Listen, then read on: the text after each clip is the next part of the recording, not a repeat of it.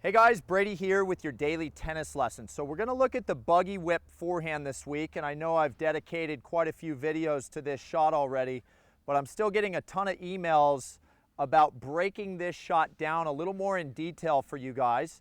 So we're going to throw in Mark today, kind of use him as our muse on how to hit this Buggy-Whip forehand from kind of the basic beginning up to that kind of pro level Nadal looking forehand. All right, so let's go ahead and take a look at a couple really key points today. The first being point of contact. I think one thing that a lot of you are not getting, because we talk about the modern forehand being struck so far in front of the body. You know, Mark, go to kind of where you'd hit a standard forehand from. Point of contact is almost always, for most modern forehands, struck in front of the lead foot, in this case Mark's left foot. And the point of contact for the Buggy-Whip is definitely a little farther back. It's a later shot. And the reason for that is because it's easier to go steeper up the back of the ball if contact's a little bit closer to the body. So I think Mark would agree with me that contact, you know, while it's not going to be behind his right foot, is definitely not going to be in front of his left foot. So probably somewhere just off this right toe, maybe a little bit in front of that, but not much farther, is where contact is going to occur for this Buggy-Whip forehand. So I want you guys to break out of, you know, kind of that mold of feeling like you got to hit these forehands so early, and go ahead and let this ball come in on the body a little bit more, okay? Secondly is the swing path, and this again is where the Buggy-Whip forehand sets itself apart from pretty much any other forehand you see, because what we want is to see the tip of Mark's racket almost pointing to the ground. And this is nothing we would ever use on any other forehand.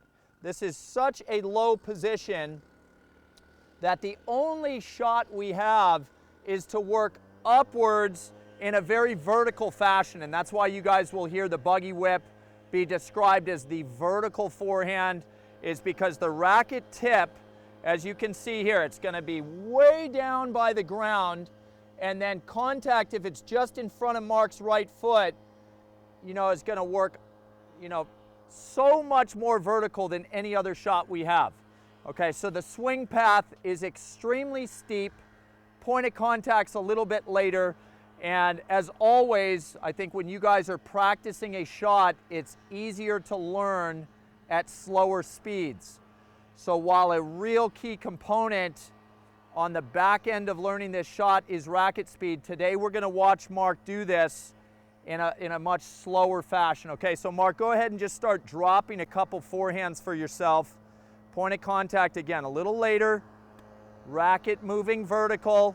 And you can see he's not trying to do anything in terms of swinging outward. He's really committed. Go ahead and freeze the finish here, Mark. Really committed to just going upwards. Okay, and again, this will not result in a lob because we're hitting so little of the tennis ball that the ball's going to get immediate rotation and start diving really quickly.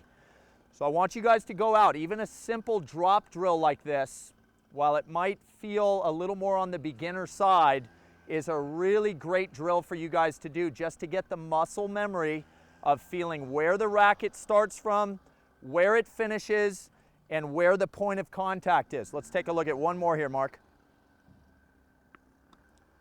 Perfect. And probably a good result for you guys to get is, you know, maybe 4 feet high over the top of the net. Mark was a little low on his last one, but if we can feel like we're trying to gain height to balance out the fact that we're creating so much rotation on the ball, try to work the ball about 4 feet high over the net, and then see if you could still drop it into the service box on the other side. We don't want to start to work a ton of distance with this yet, because again, we want to learn it at a little bit slower speed.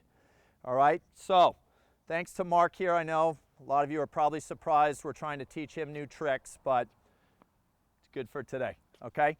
So that is progression number 1 of the Buggy-Whip forehand. Look for a couple other videos starting to gain some racket speed on this shot. and starting to turn it into that Nadal type forehand. All right, so that's all I got for you today though, so please click like below this video, and if you have not subscribed to our channel yet, please do so, as well as check down below me in the description of this video.